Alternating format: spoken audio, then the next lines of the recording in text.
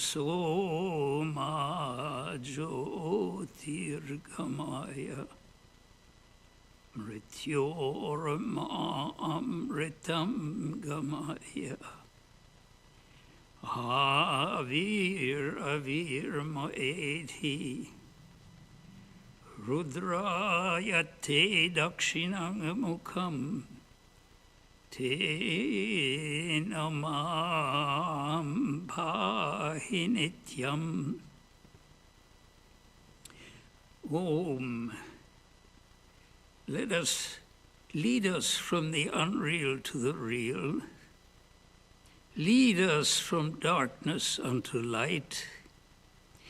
Lead us from death to immortality. Reach us through and through ourself, and evermore protect us from ignorance by thy sweet, compassionate face.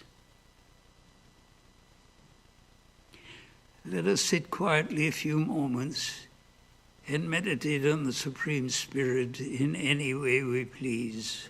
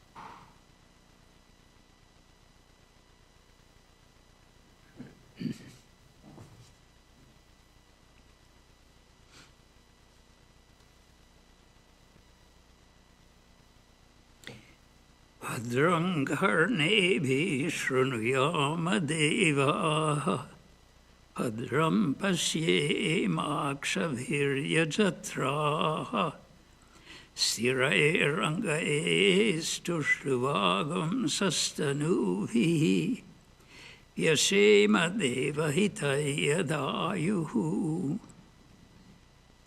May we hear with our ears what is auspicious. May we see with our eyes what is auspicious. May we enjoy with strong limbs and bodies the life allotted to us. Om, peace, peace, peace be unto us all.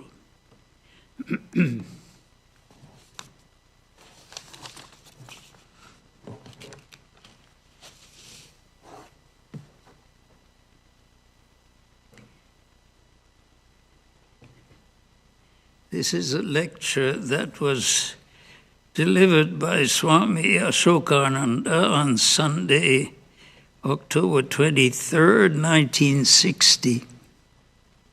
It is called How to Break the Power of Karma. The subject is how to break the power of karma.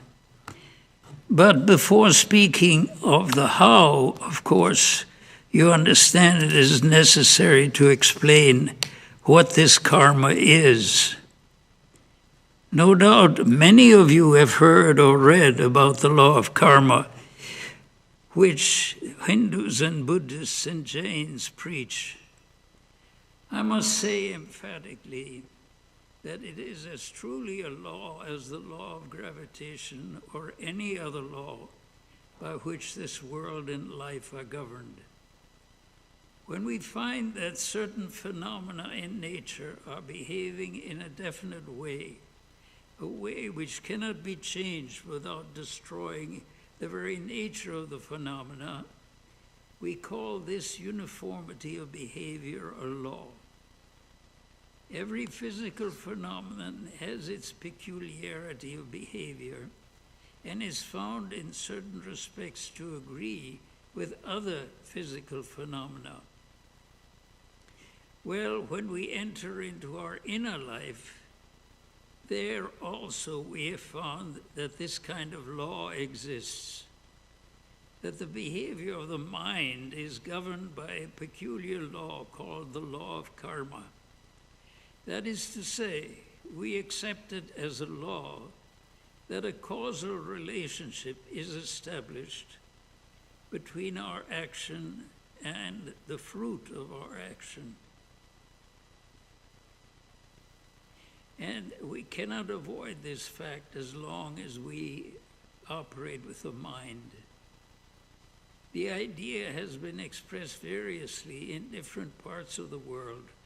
In Christianity, for instance, the traditions which are well known to you, the law of karma may not be specifically defined, but it is there nevertheless.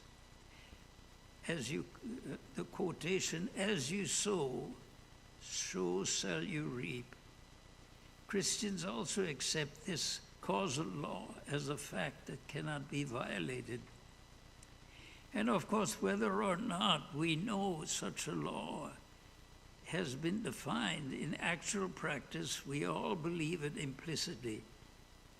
All our actions would become meaningless if we did not believe that they would leave an effect on our mind and on our life. Our education would have no value at all if we did not depend upon the fact that whatever we impress on the mind becomes a part of our memory, and that to that extent influences our mind and our knowledge. We all believe that whatever we experience becomes a part of us. It is true we don't try to apply it consciously to everything we experience. When we experience a good thing, we wish that it would always remain ours. But when it comes to bad things, we think they don't have to be a part of us. We can just forget them, and that would possibly be the end of it. But there is no end of it. The law will work on both sides. If you possess the effect of a good experience, then to the same extent, you will also possess the effect of an unhappy experience. You cannot escape it, and this is the law of karma. The idea of karma originated in India in very ancient times, even in the time of the Vedas.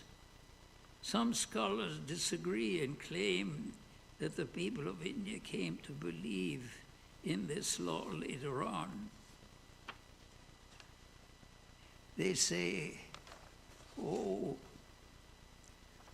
we cannot do, this law says, oh, we cannot do anything, this is my karma, let me suffer.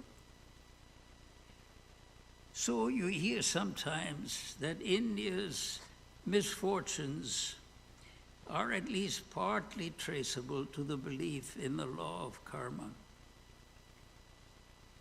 I myself do not think it is for a moment like that. Whereas we in India believe in this law, we also have another belief along with it, and that is the doctrine of the invincibility of the individual soul.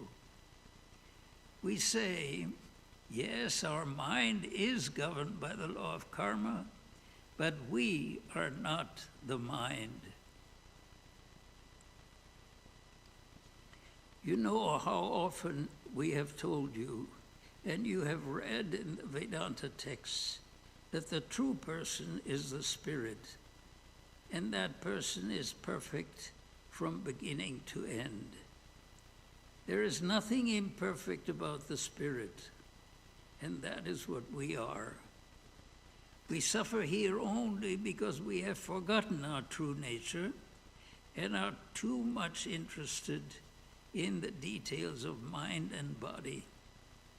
If we would just stop a minute and look at ourselves, this moment we could be free. Well, at the outset, I'm giving the answer to how we can break the power of karma, namely, just deny it.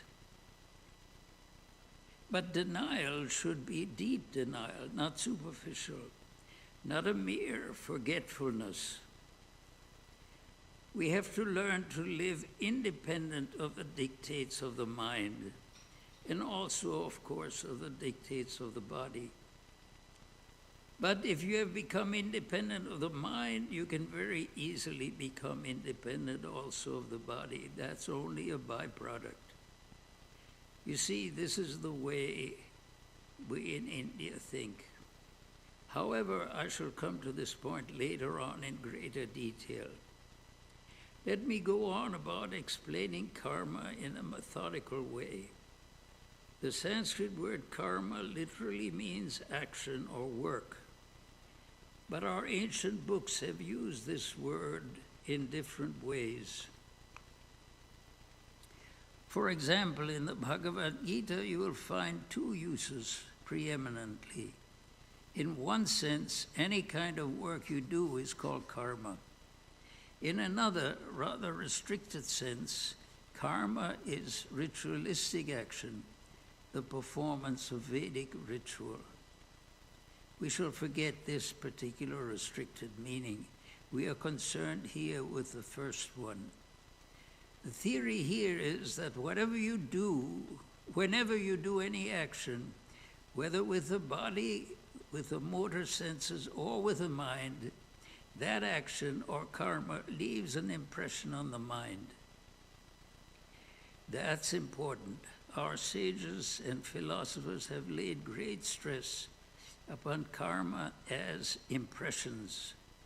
And it is in this sense that the word is included in the term the law of karma.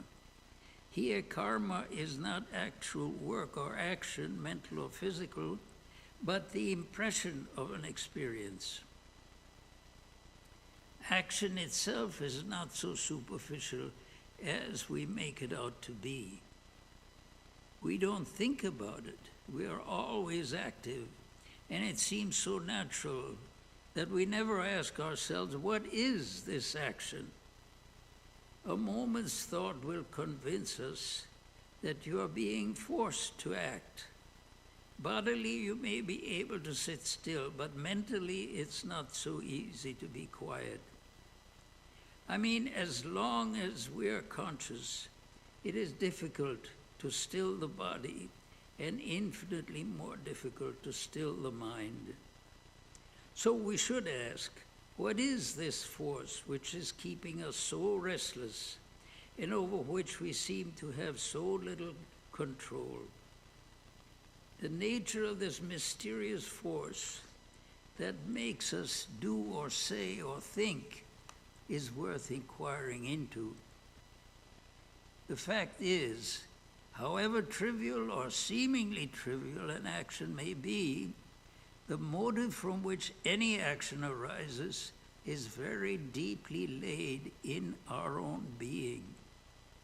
Therefore, its effect cannot be superficial, but must also be very deep. One thing to remember is that whether it is deep or superficial, the effect will remain with us as an impression. You cannot erase the impression unless you deliberately do something to nullify it. Now consider how many experiences we're having every moment. Practically speaking, every moment our experience is changing. We are not the same in our thought or action for any 2 seconds.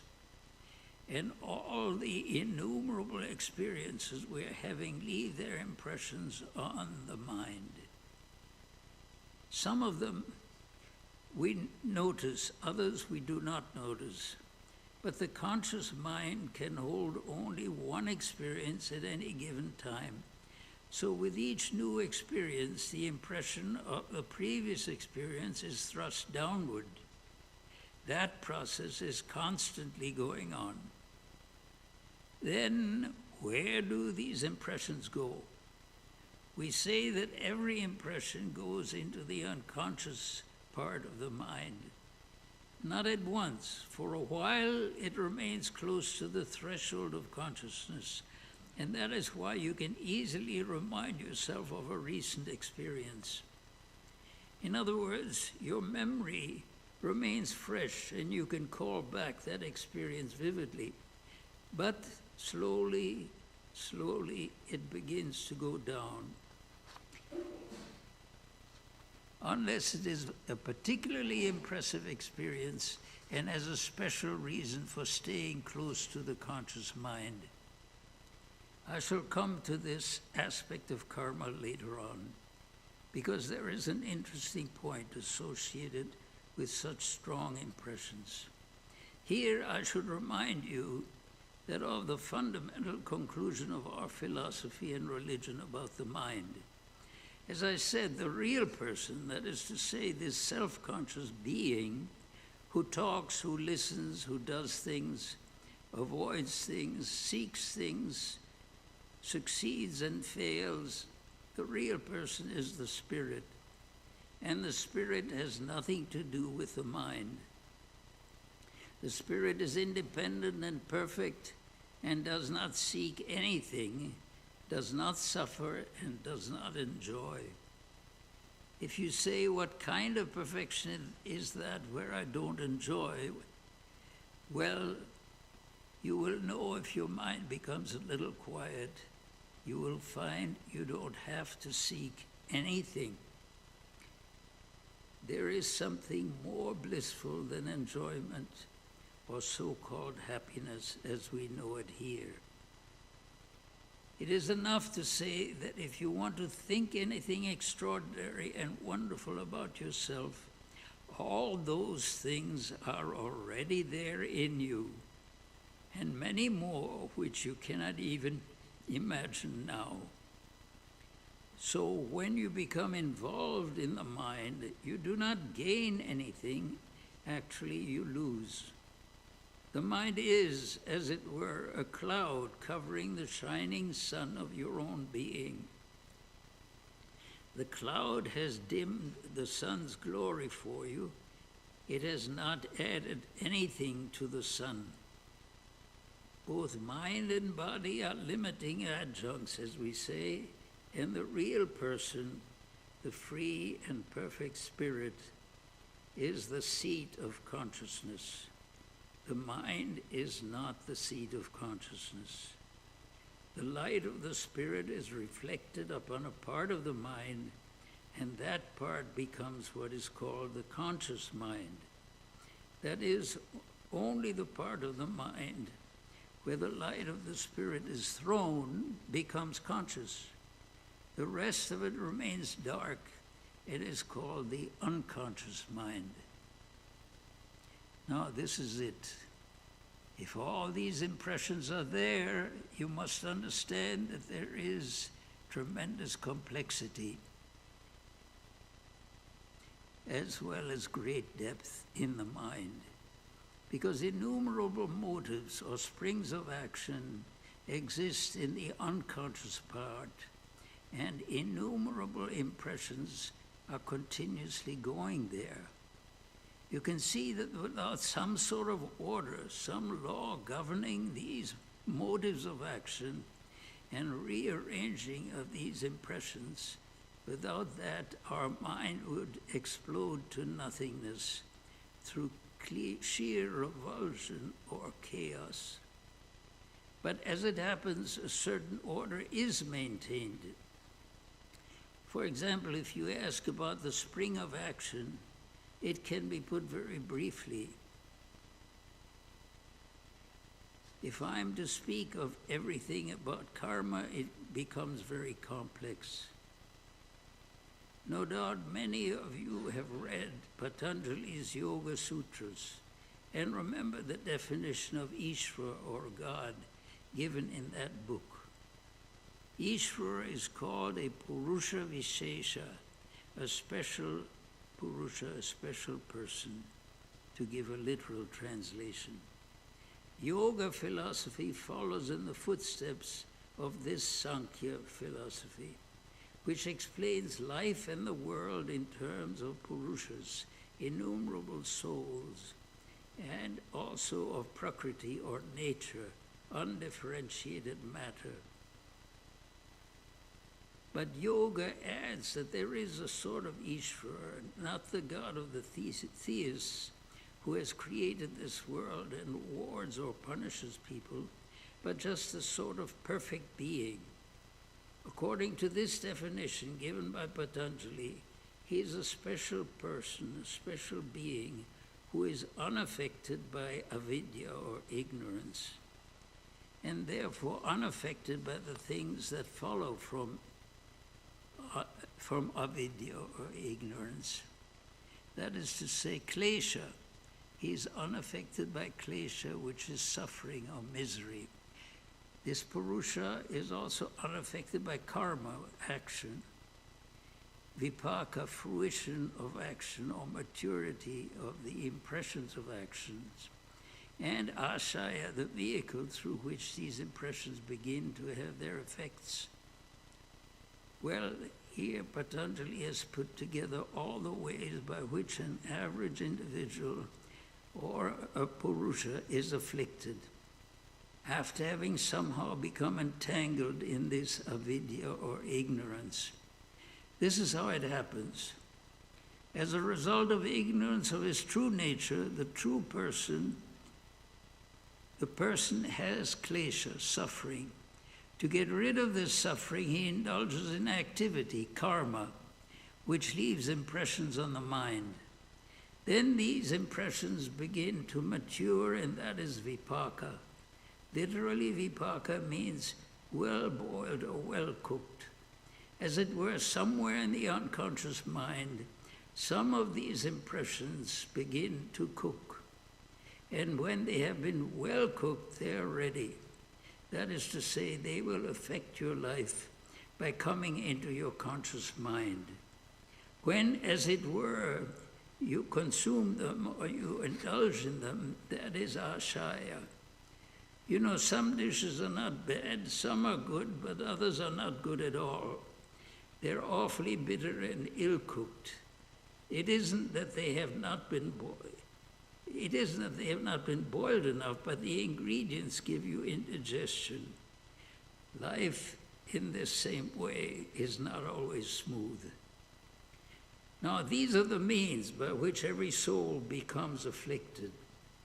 And God is not touched by any of them, according to Patanjali's idea of Ishvara. We are not concerned with Ishvara in this lecture, but we are really interested in all Patanjali has said here.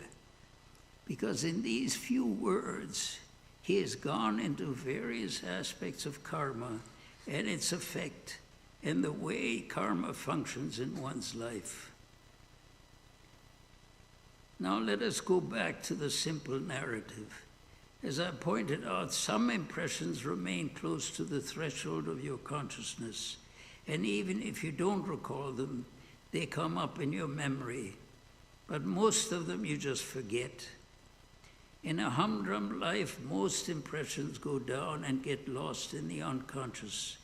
And yet some force makes us go on following a certain course of action in our life from day to day until the time comes for us to pass away, and then we die.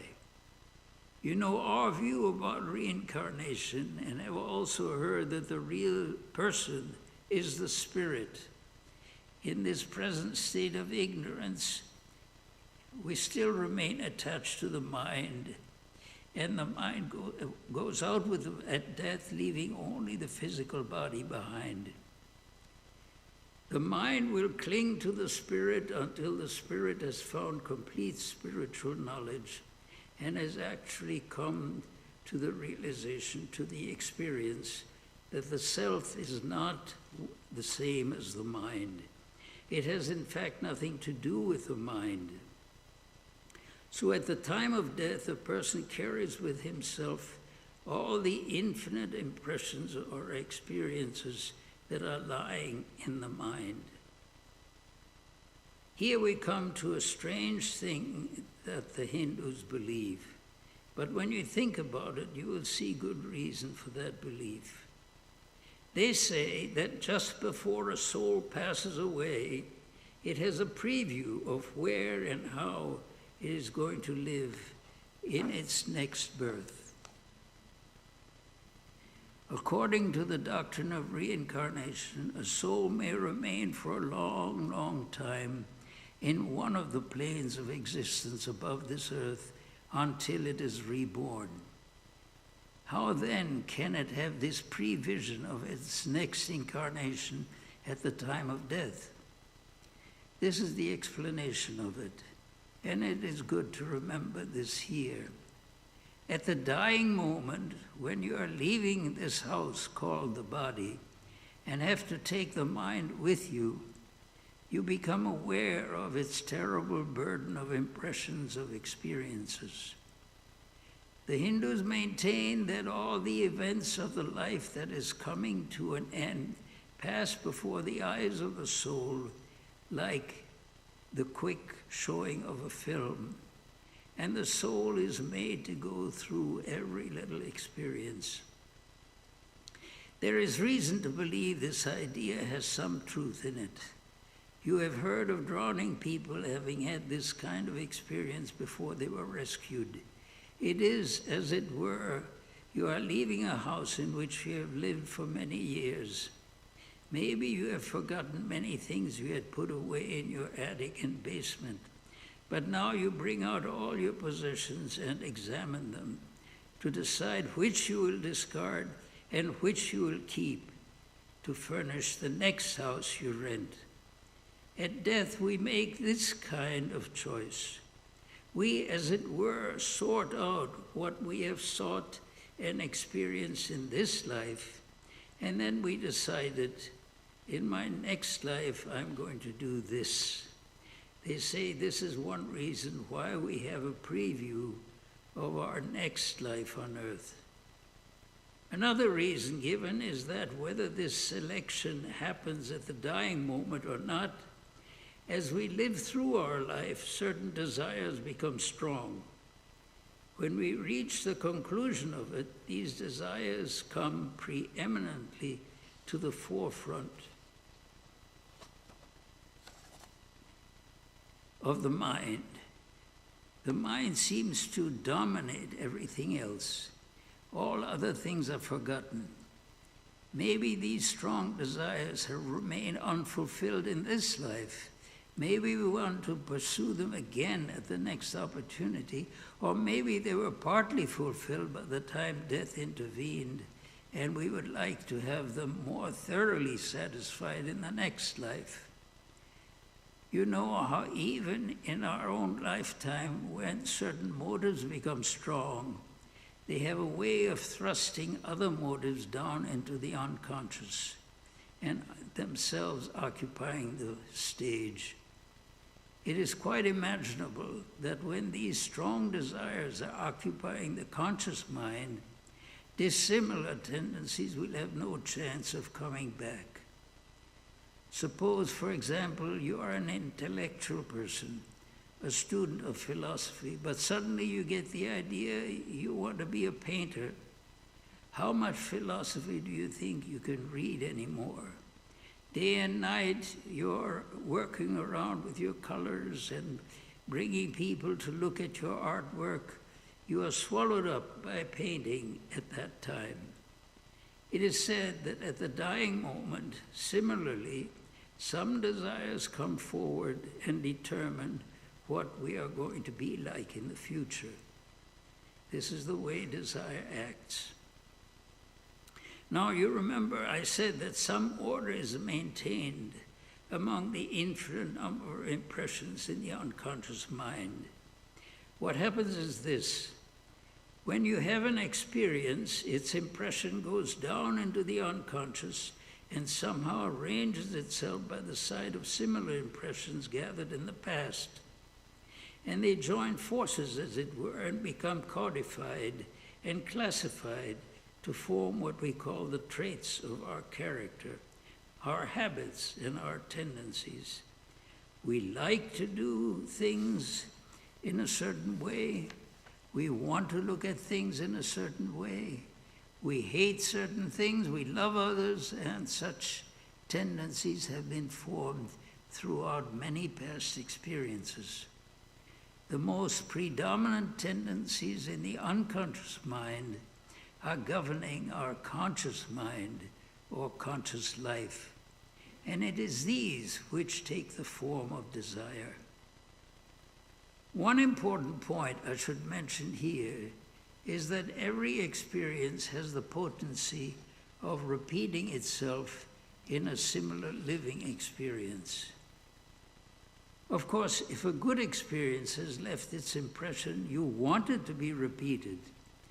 Suppose I am a pilgrim searching for a saint who has actually realized God, and after traveling hundreds of miles, I've come upon a real saint.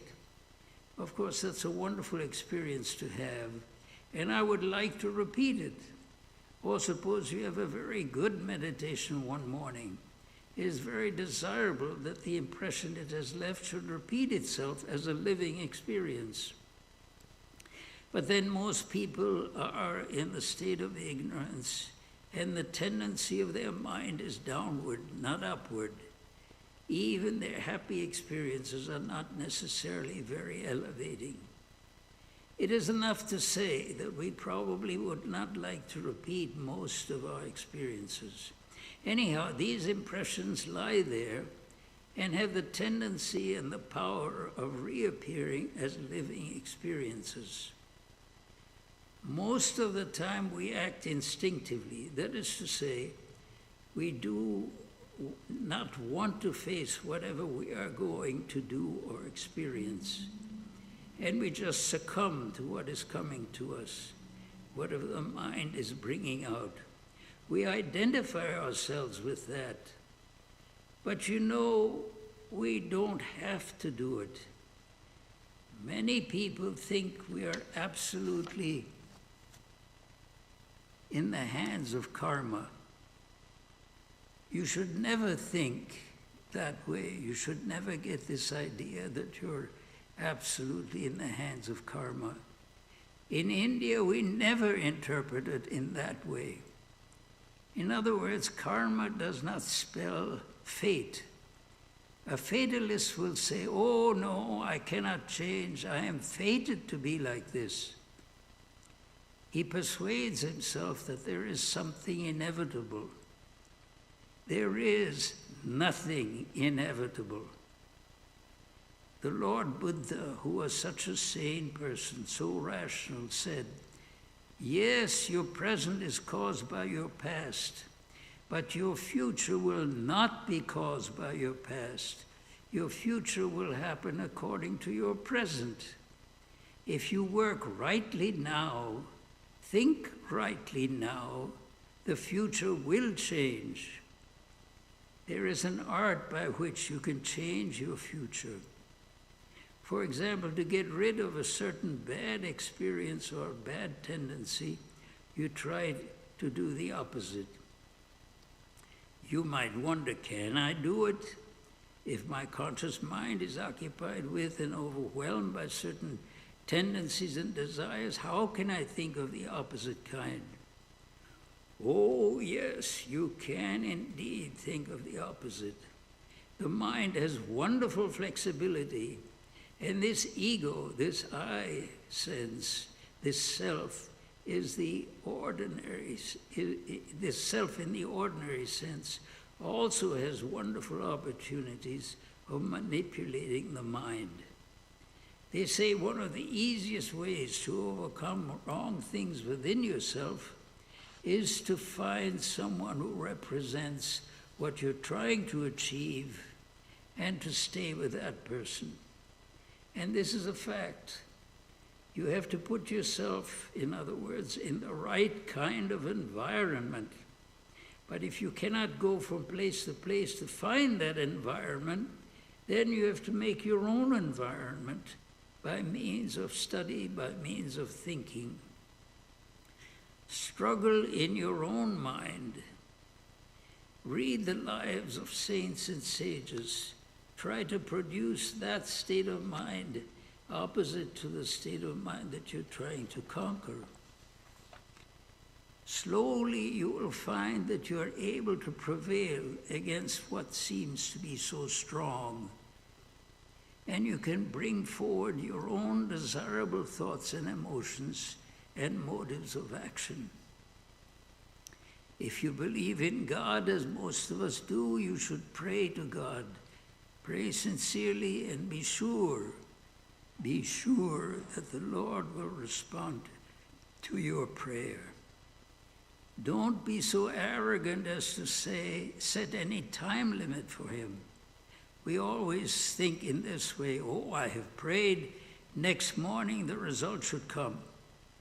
Why should the Lord take your dictation? Why do you think God will respond just because you're kind enough to pray to him? You must wait. A great deal of patience is necessary. Tolstoy wrote a book called, in translation from the Russian, 23 Tales. It reads almost like a scripture. You remember that the theme of one story was that God listens to our prayer, but he responds a little late, not at once. And that's a profound truth. While you pray, you will find that your conditions are changing as you pray. But I must warn you that this is a difficult game. It is not done in 2 or 3 days. If you say it is hard to believe that I can conquer the mind, I have been struggling, but I am reaching nowhere. Well, that is right. Everything has its method. In a battle, if the general is intelligent enough, he keeps watch to see that the enemy does not come from the rear and surround his army. Now, do you do that? You are struggling about one thing, but you're letting your mind run off in wrong distractions and directions. Well, you have to be alert about that, and then you will succeed in whatever you undertake. There are two alternatives before us. One is to become impatient or hopeless and succumb to whatever comes into the mind. It goes without saying that you have no hope there. The other way is to be bold enough to say, no, I know it is a steep climb, but cautiously, step by step, I shall go upward. Mankind has been given that power of achieving victory over his own karma. And don't forget, whatever difficulties may be involved in such achievement, the victory brings more than the expected reward. Not only you win your victory, but by the very fact that you have the courage and determination to struggle, you also gain liberation. When a person courageously undertakes a struggle in the name of something good and ideal and says, I shall fight against these wrong things, however strong they are, that person has at once asserted his true nature. To affirm your independence of body and mind is the great gain.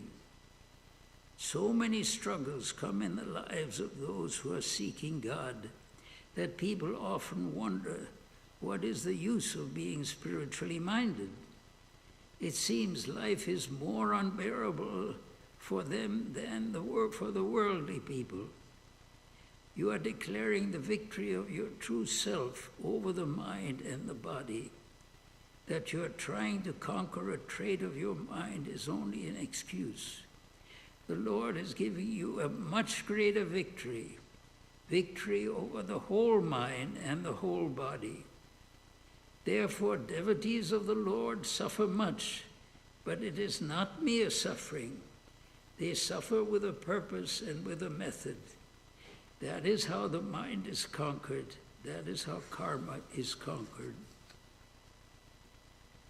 To go on now with the story of the mysterious karma, that is to say, these desires that occupy the stage of our mind. You remember I quoted from Patanjali, who said that klesha, karma, vipaka, and ashaya all affect the soul that has forgotten its true nature. Ashaya is the course of action or karma that we see in our life. But before that course of action can take place, this karma has to mature, and this maturing process is called vipaka. I have also said that karmas, or the impressions of experience, sometimes combine together and become what is called tendencies, or as we say, samskaras. These groups of karmas remain in the unconscious mind until they become strong enough to take the form of desire. That is when they are said to have reached maturity, the stage of vipaka. That is to say, they are sufficiently processed. Then they begin to thrust forward into our conscious life, and that is the ashaya. Before vipaka, there is only karma, and before karma, we have klesha, or suffering. But these all arise, as I said, from avidya, ignorance. If we had not forgotten that we are spirit and nothing else, then we would not have suffered. We would not have tried to avoid this suffering by undertaking different actions, which left their impressions on our mind, and bided their time to become mature and take possession of our conscious life. None of these things would have happened. But as it is, we are identified with the mind and with the body, and as a result, these several things are happening to us. After ignorance, if you are to name the next deepest cause of karma, it is klesha, or misery, and its opposite is happiness. We try to avoid what brings us unhappiness, and we try to go after what makes us happy. Why we are continually following in the train of happiness and misery, we don't know. Animals, lower types of humanity, and even many civilized people are governed by this motive. For instance, consider the pursuit of happiness as an inviolable right of the citizen. This is all right unless you want to make it an ideal of life. The fact is, only in a lower form of existence can happiness be a strong motive. At first, there is this hedonistic motive.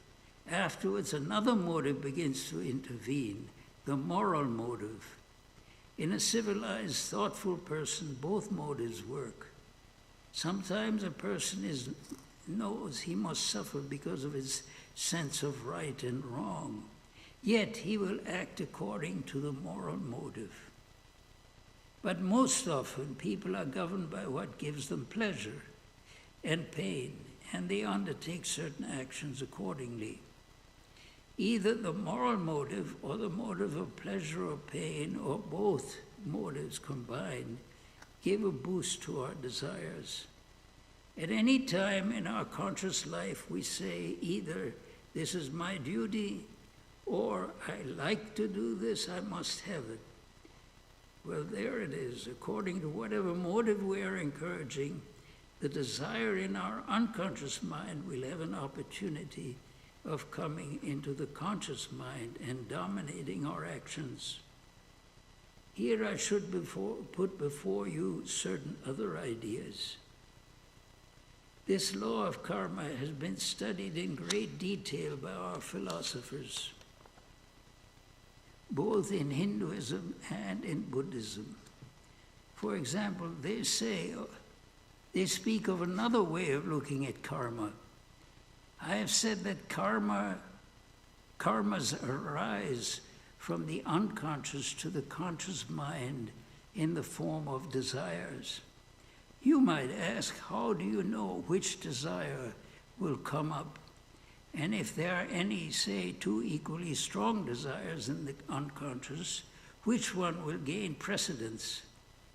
So our thinkers have judged karma, that is to say, karma as the effect of action or experience, from three standpoints. They have found certain karmas have already matured and started dominating our life. These karmas are called prarabdha, that which has well begun. I told you that when a soul passes from this body, it has a preview of its next birth. And when the time comes to assume a new body, it will be born under the impulse of these dominant motives. In the intervening period, when the soul remains in another existence, another world, these strong motives lie there, biding their time. You cannot do anything about them. They have the precedence, and no other thoughts or karmas are able to replace them.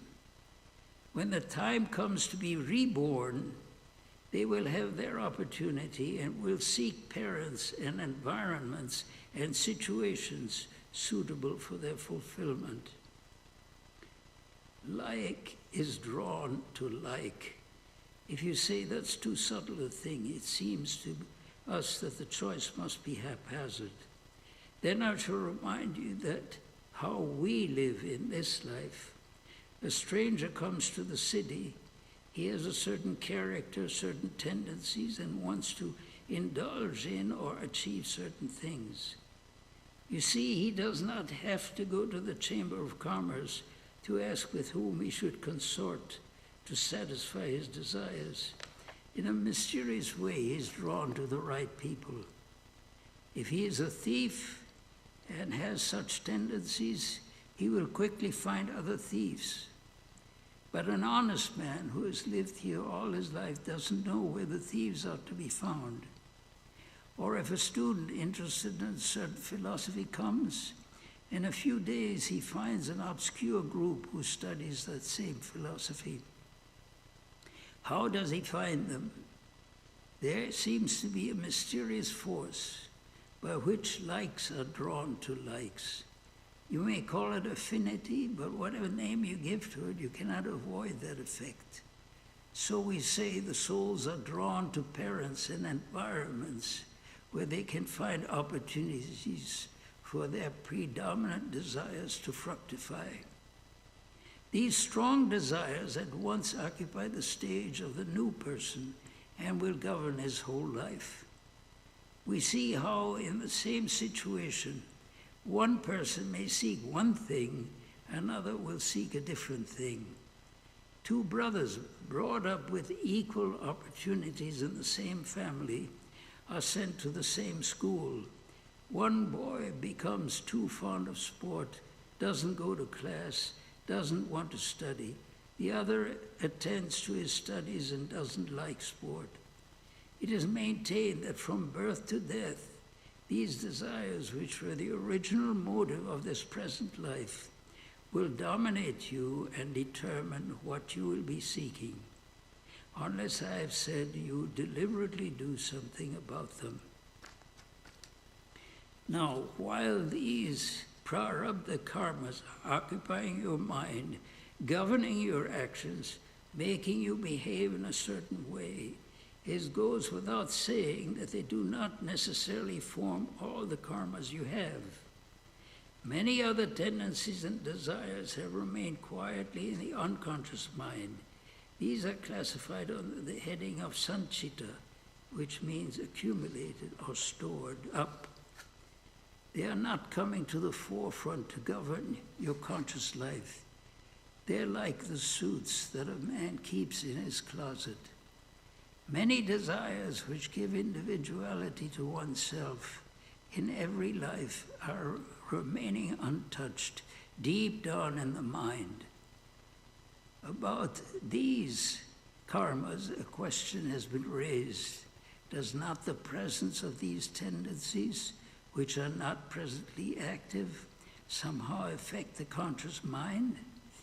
Well, when I think about it, I must say I have not found this problem discussed anywhere in detail, but I have no doubt that they do cast some influence upon our conscious mind, although they are just lying, as it were, somewhat in the background.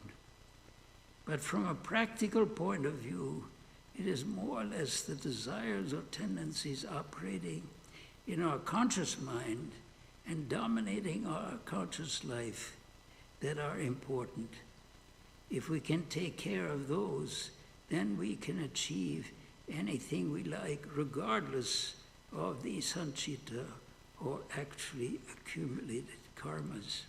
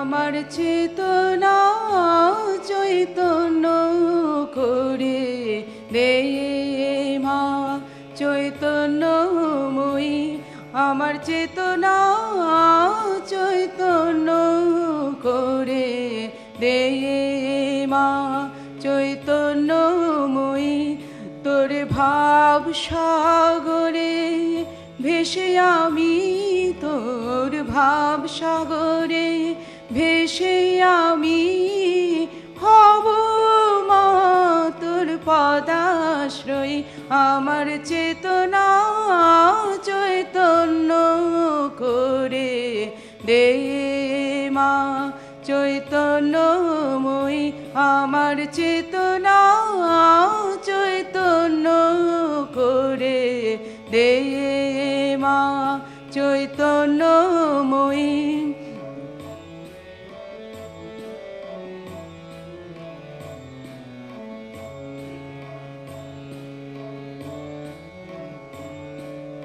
অজ্ঞান মোর স্বভাব থেকে তোর ভাবে তুই নেমা ডেকে অজ্ঞান মোর স্বভাব থেকে তোর ভাবে তুই নেমা ডেকে জ্ঞান চক্ষু মেলে দেখি জ্ঞান চক্ষু মেলে দেখি কেমন তুই কেন দামই আমার চেতনা চৈতন্য করে দে মা চৈতন্যময়ী আমার চেতনা চৈতন্য করে দে মা চৈতন্যময়ী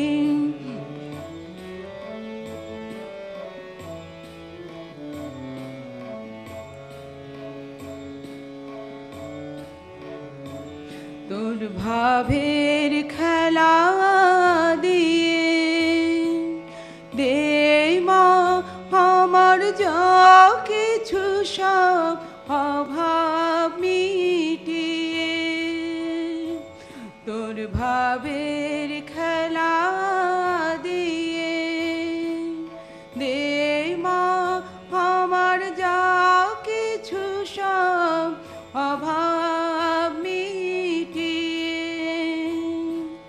কত হল মোর এ জীবনে নিয়ে নে মা তোর ও চরণে কত হল মোর এ জীবনে নিয়ে নে মা তোর ও চরণে মহানন্দে যাই চলে মা মহানন্দে যাই চলে মা হয়ে সর্বরিপুজয় আমার চেতনা চৈতন্য করে দে মা চৈতন্যময়ী আমার চেতনা চৈতন্য করে দে মা চৈতন্যময়ী তোর ভাব সাগরে ভেসে আমি তোর ভাব সাগরে ভেসে আমি হব মা তোর পদাশ্রয়ী আমার চেতনা চৈতন্য করে দে মা চৈতন্যময়ী আমার চেতনা চৈতন্য করে দে মা চৈতন্যময়ী আমার চেতনা চৈতন্য করে দে মা চৈতন্যময়ী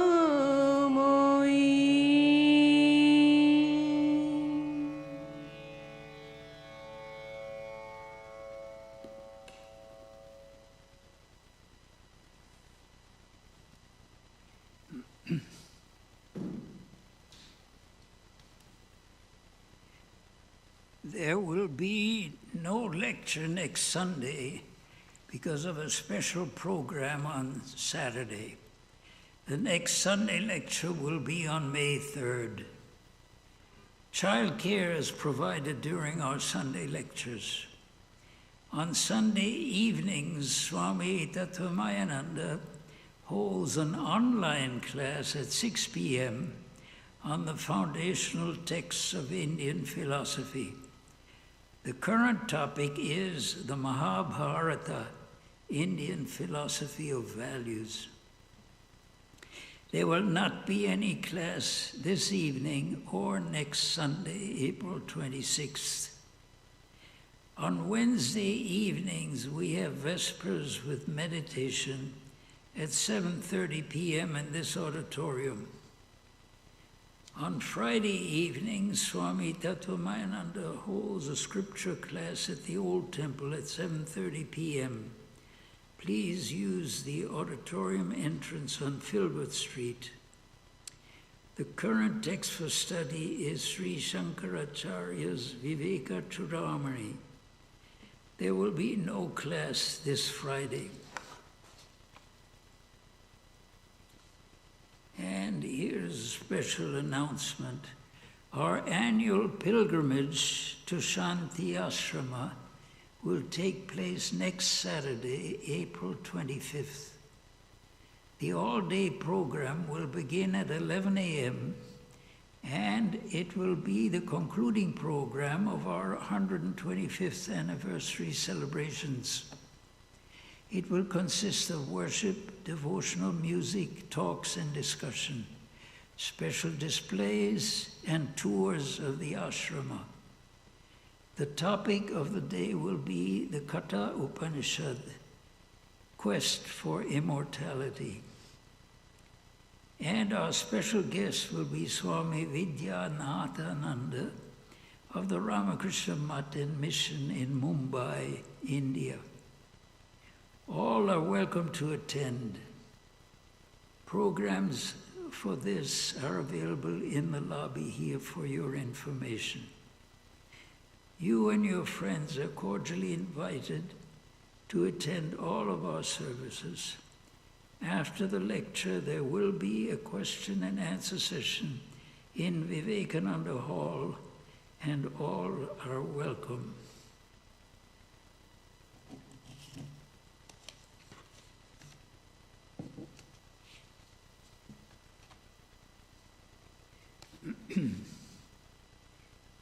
Om Dhyo Shanti Antariksham Shanti Prithivi Shanti Apo Shanti Roshadaya Shanti Vanaspataya Shanti Vishwe Deva Shanti Brahma Shanti Sarvam Shanti Shantireva Shanti Sama Shantiredi Om Shanti Shanti Shanti. Om, peace is in heaven, peace is in the sky, on the earth and in the waters. The herbs, the plants, and the trees are full of peace. The gods are peaceful. Everything in the universe is pervaded by peace. May that infinite universal peace enter our soul and being. Om, peace, peace, peace be unto us all.